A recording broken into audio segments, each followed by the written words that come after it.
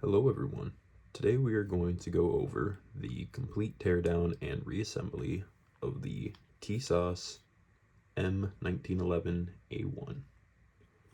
Before we begin work, we will always make sure that the magazine has been removed and that the chamber is clear of any cartridges with a visual and physical check. Now that we know the firearm is safe and clear of any ammunition, our first step is going to be pushing down on the guide plug. To do this, you can use your thumb or your finger, or you can use different wrenches specifically designed to help with this. Here is one of the more basic wrenches that you can use. Another option would be this smart wrench that I still have packaged up. Personally, I don't use these since I'm able to complete the work with just my hands, but it can be difficult to press down on this plug. So if you have problems with that, I suggest you get a bushing wrench. So you want to push down on that and then rotate this bushing to the side. Now this is under a lot of pressure, so you want to take your time, release it slowly. With the barrel bushing rotated out of the way, the guide plug comes out easily. It can be set to the side.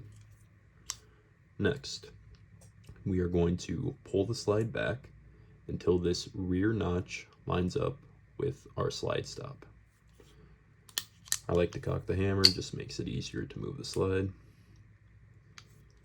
So now that I have that notch lined up, from this side, I'm going to be pressing on this little nub, and that will pop our slide stop away from the frame. Now you can just put your fingernails behind it, and it pulls out easily. With the slide stop removed from the firearm, we can now grip the slide, pull it all the way forward and off of the frame. Be careful that you do not drop your hammer right now. You can put up your thumb safety to make sure that doesn't happen. If you do drop the hammer from this position, it can damage the firearm by colliding with that little flat bit of metal right here. So now that we have our slide removed, we can go ahead and grab the guide rod and pull that off of the slide. Now the spring and the guide rod can be separated. On some firearms it may be a little tricky trying to pull those apart. We can set those to the side. Back to the barrel bushing, we will want to rotate it to the other side, then we can pull it off of the slide. Now on your barrel there's going to be this little tab. Make sure it's folded down.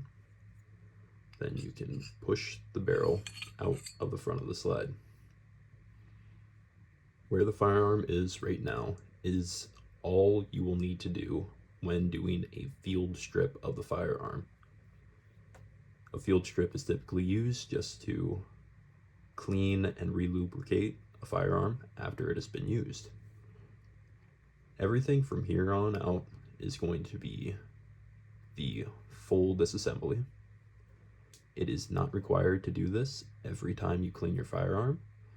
Anything beyond this point is typically for gunsmiths or those who are looking to improve their firearm by fiddling with various components within it. First, we'll start with the slide and removing the firing pin. To do this, we will take a punch and we will push in on the firing pin. Now this firing pin is under a lot of tension and you need to be careful, much like you were with the guide plug. With the firing pin pushed in, we will angle our punch downwards, and this will move this little back plate just ever so slightly down and stop that firing pin from coming back up. Now what I do is I will put my thumb over the back of the slide. Using the punch, I will put it back in that hole and slowly pull this back plate off. The back plate's coming off. My thumb is in the way to catch the firing pin. There we go. Firing pin has been released. Since there is no more tension, I can just use my hands from here.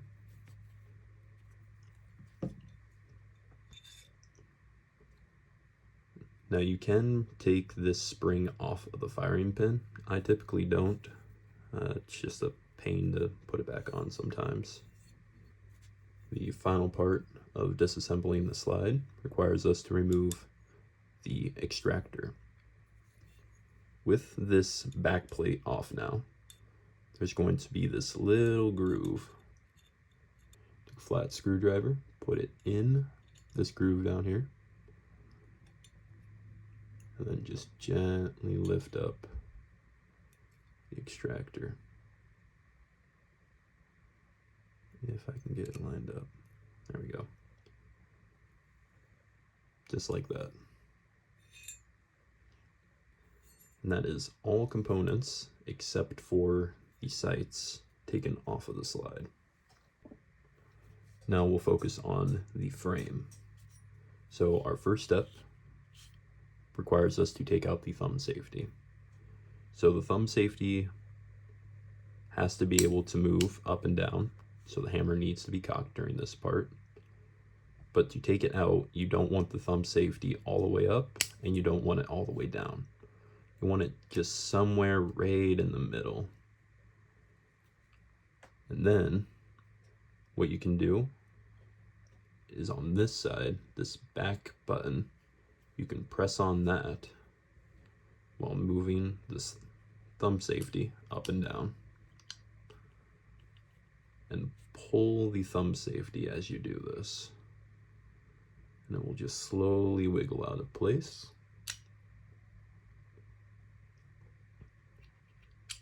Then you can just pull it out completely.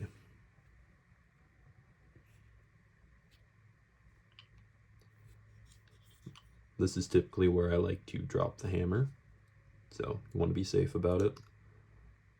Hold it down with your thumb, pull the trigger, and gently release it upwards. With the thumb safety now taken out, there's a little spring right in this tube that slides out the back. And now we will need to take off our main spring housing. To do this, there is a pin right down here at the bottom of the firearm. You'll want to have a punch, and you'll probably want a little hammer to knock it out of there. So just line up the punch on that pin, gently tap it out. You got it knocked out of there, set that to the side. Now, one thing to note about that, when you take out this pin from the mainspring housing, your mainspring may still be under tension. If you did not release your hammer upwards, the hammer strut will be pushing down on the mainspring housing and could force it to pop off the bottom of the firearm. Usually it's not enough to launch it like the firing pin or the guide plug would launch, but it can make it more difficult when you are trying to remove the pin. Now, with that pin out of there, just use our thumb, push down on the mainspring housing, and it slides right off the bottom.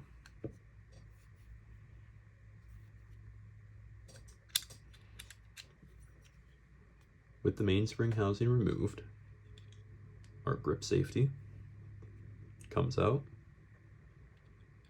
and we can even take out our sear spring.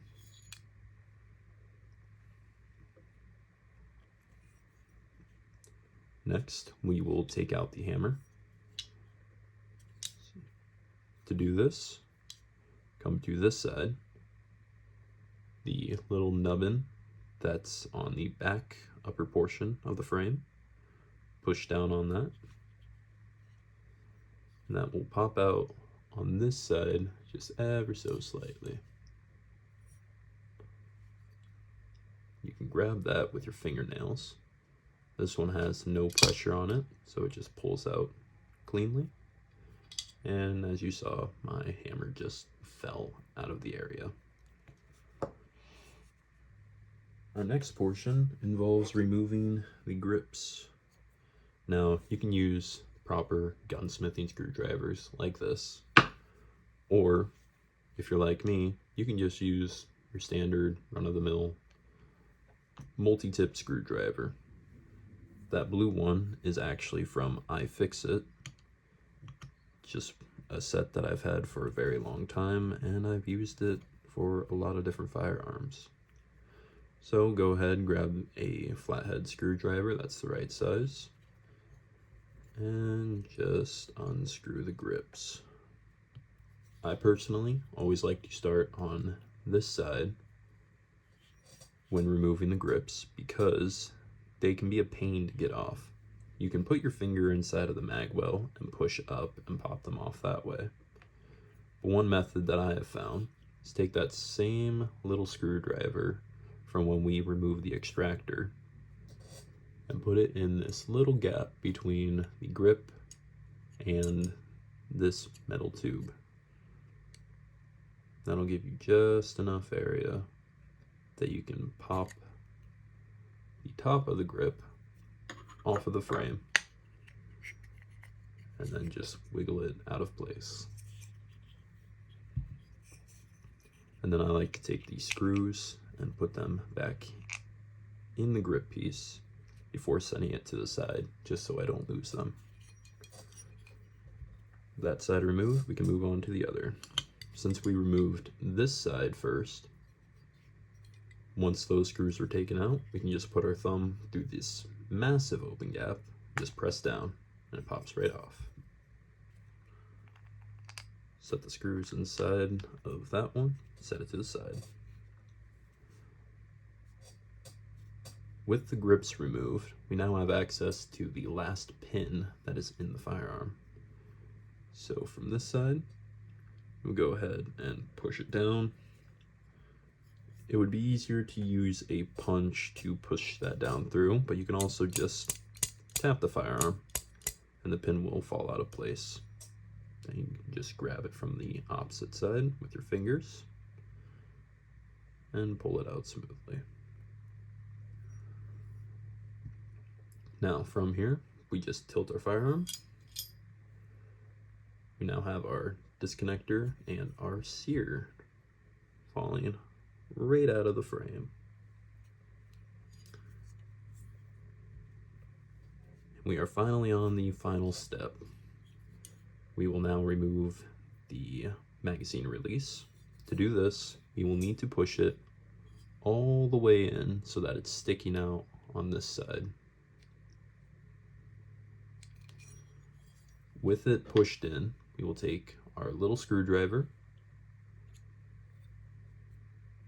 and we will rotate the screw counterclockwise.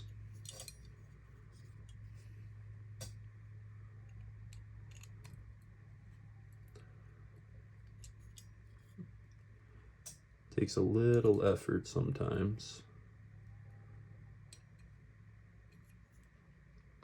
but once you get that screw twisted, that screw will move this little pin into a notch on the magazine release. That is what releases it from the firearm. With the magazine release now removed from the frame, there's nothing holding the trigger in place, so we can just tilt the frame back and the trigger falls out nicely. That is the full disassembly of the 1911.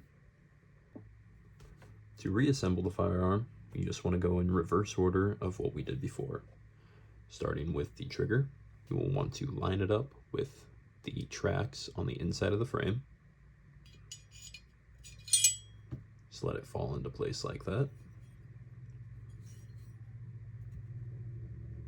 We can then take our magazine release, put it in from the larger opening. Just go ahead and let it fall all the way down. And then we will take our small screwdriver, and much like when we release the tension, we will need to make sure that it is pushed out just a little bit when we turn the screw clockwise to add tension back to the components. It may be difficult trying to line it up, but just move it back and forth if you can't get it in initially. And eventually you'll find that little sweet spot where you can turn and have that catch pop right back into place. Next, we will need to reinsert our disconnector and our sear.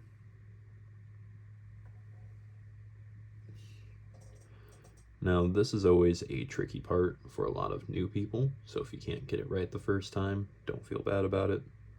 What you want to do is have the arc facing towards the back of the firearm, and you want this horizontal surface to also be facing towards the back. So your components will be sitting like this. You want to line up these holes in the two components. The tricky part is when you put it inside of the frame, these components like to move around a lot, but you need to try to keep that hole centered all the way through so you can put the pin back in. Some people like to put in a toothpick from the opposite side and then push the toothpick back through with the pin. I just like to take my time with it. So I'll hold the components like this.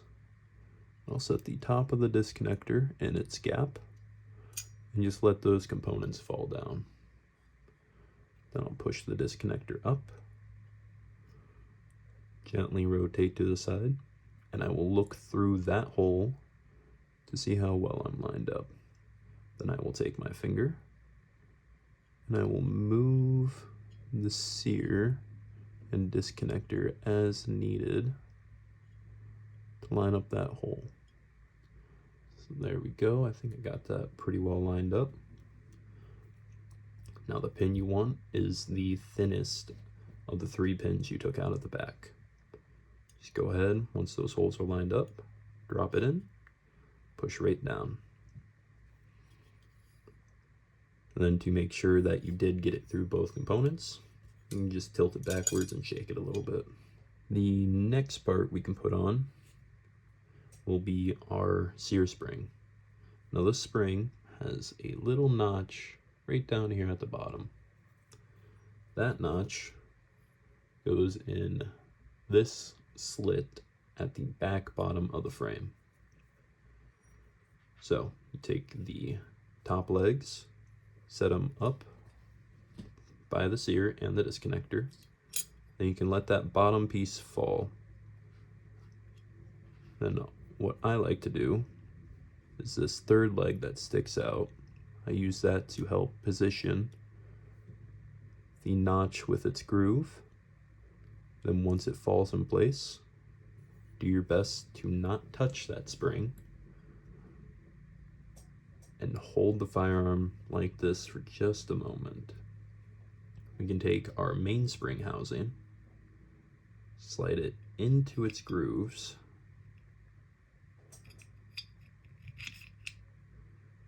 and push up just a little bit. This will hold your sear spring in place. Now you're good to move your firearm in whatever way you need. From here, we will go ahead and reinsert the hammer. Now, I'm not really concerned about the hammer strut, which is this leg that wobbles all over the place.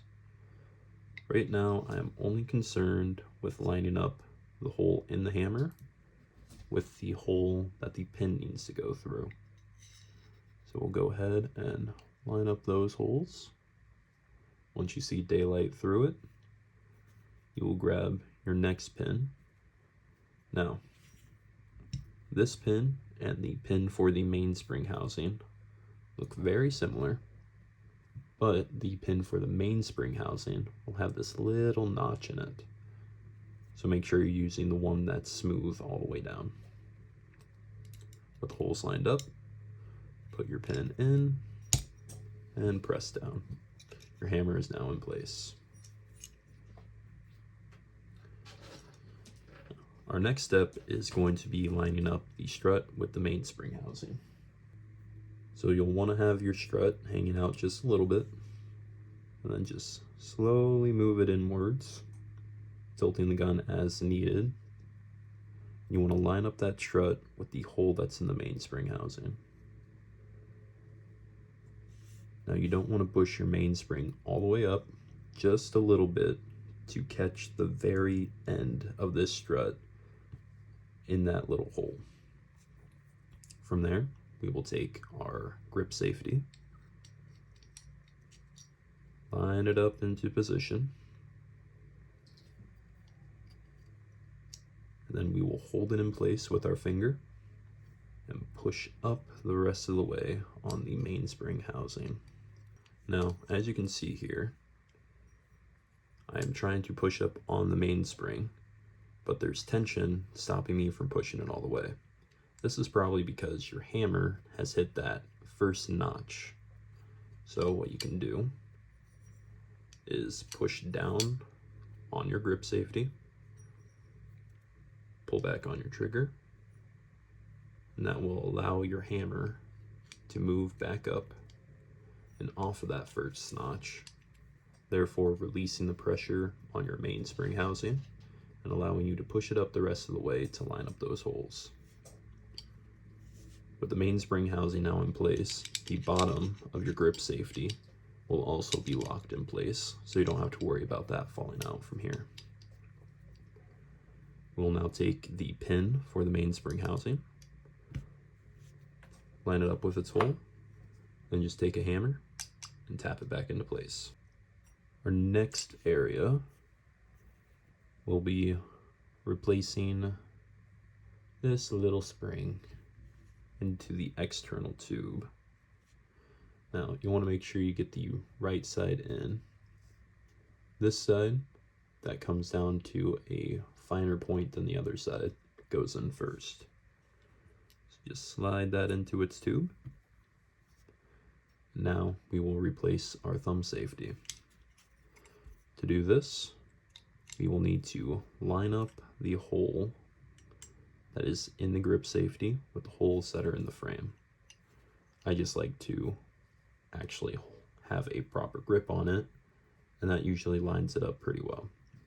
We'll now take the long tube, put it through that hole,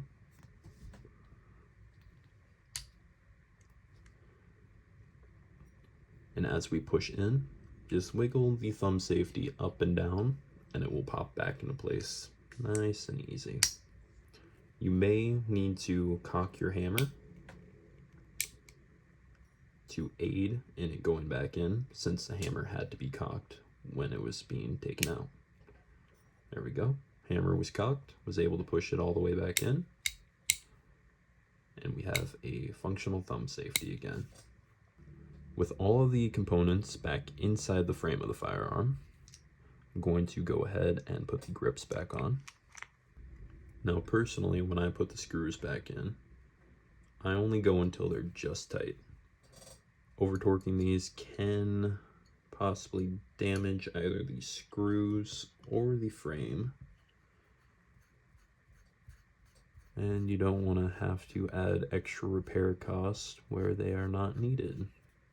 Now that we have our grips back on, we can start focusing on the slide. To start, we'll be putting back in the extractor. To line it up, it's quite simple. Just look at the back of the extractor. This flat surface needs to line up with the flat surface in the extractor hole. So, just line those two up, push it all the way down, and your extractor is back in place. For the firing pin, you can just line it up with its hole, drop it right in. Now this is the hard part. You will want to take that same punch that you used earlier to push down on the firing pin.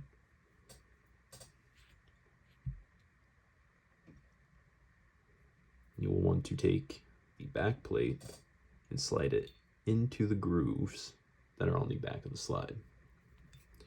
I'll show you these grooves real quick.